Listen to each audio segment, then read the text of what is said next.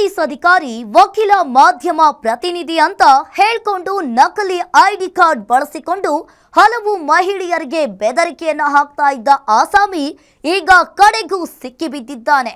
ಇನ್ನು ಈ ಕಲಾಕಾರ ಹಲವು ಮಹಿಳೆಯರ ಮೇಲೆ ಲೈಂಗಿಕ ದೌರ್ಜನ್ಯವನ್ನ ಎಸಗಿ ಬ್ಲ್ಯಾಕ್ ಮೇಲ್ ಅನ್ನ ಮಾಡ್ತಾ ಇದೆ ಎಂಬ ಆರೋಪ ಕೇಳಿ ಬಂದಿದ್ರಿಂದ ಆರೋಪಿಯನ್ನ ಈಗ ಬೆಂಗಳೂರು ಪೊಲೀಸರು ಬಂಧಿಸಿದ್ದಾರೆ.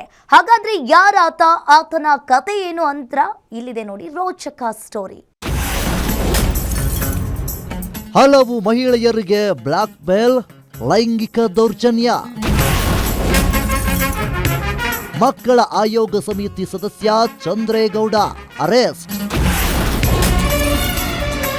20ಕ್ಕೂ ಹೆಚ್ಚು ಮಹಿಳೆಯರ ಬೆತ್ತಲೆ ವಿಡಿಯೋ, ಫೋಟೋ ಪತ್ತೆ. ಈ ಫೋಟೋದಲ್ಲಿ ಕಾಣ್ತಿರುವವನು ಸಾಮಾನ್ಯದವನಲ್ಲ. ನಾನು ಪೊಲೀಸ್ ಅಧಿಕಾರಿ, ವಕೀಲ, ಮಾಧ್ಯಮ ಪ್ರತಿನಿಧಿ, ಇನ್ನು ಏನೇನೋ ಅಧಿಕಾರಿ ಎಂದು ಹೇಳಿಕೊಂಡು ಹಲವು ಮಹಿಳೆಯರಿಗೆ ಬ್ಲ್ಯಾಕ್ ಮೇಲ್ ಮಾಡಿ ಲೈಂಗಿಕ ದೌರ್ಜನ್ಯ ಎಸಗಿ ಇದೀಗ ಸಿಕ್ಕಿಬಿದ್ದಿದ್ದಾನೆ. ಈತ ಮೂಲತಃ ರಾಮನಗರದವನು. ಈತ ರಾಮನಗರ ಮಕ್ಕಳ ಆಯೋಗ ಸಮಿತಿ ಸದಸ್ಯನೂ ಆಗಿದ್ದ ಖತರ್ನಾಕ್ ಕಿಲಾಡಿ ಚಂದ್ರೇಗೌಡ.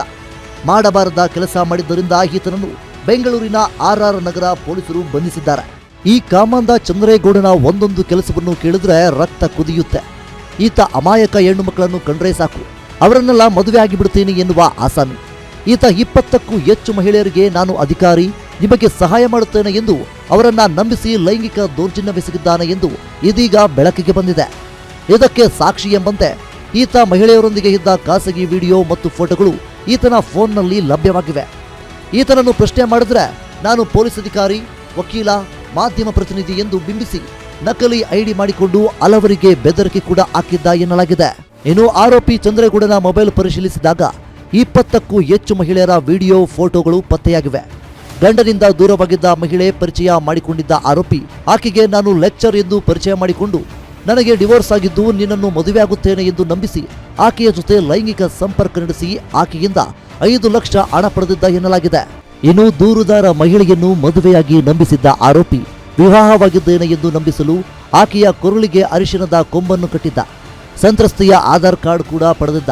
ಈತ ತಾನು ಆಕೆಯ ಗಂಡನೆಂದು ಬಿಂಬಿಸಿ ಬಾಡಿಗೆ ಮನೆಯೊಂದಕ್ಕೆ ಕರಾರು ಪತ್ರವನ್ನು ಮಾಡಿಸಿದ್ದ ಎನ್ನಲಾಗಿದೆ. ಒಟ್ಟಾರೆ ಹಲವು ಮಹಿಳೆಯರ ಬಾಳಲ್ಲಿ ಆಟವಾಡಿರುವ ಈ ಖತರ್ನಾಕ್ ಕಾಬಂದ ಕಡೆಗೂ ಸಿಕ್ಕಿಬಿದ್ದಿದ್ದಾನೆ. ಮಹಿಳೆಯ ದೂರಿನ ಆಧಾರದ ಮೇಲೆ ಪ್ರಕರಣ ದಾಖಲಿಸಿಕೊಂಡ RR ನಗರ ಪೊಲೀಸರು ಆರೋಪಿ ಚಂದ್ರೇಗೌಡನನ್ನು ಬಂಧಿಸಿ ತನಿಖೆ ಮುಂದುವರಿಸಿದ್ದಾರೆ. ಒಟ್ನಲ್ಲಿ ಇಂತಹ ಕ್ರಿಮಿಗಳಿಗೆ ಪೊಲೀಸರೇ ಸರಿಯಾದ ರೀತಿಯಲ್ಲಿ ಬುದ್ಧಿ ಕಲಿಸಬೇಕಿದೆ. SK Manjunath, guarantee news, Bengaluru.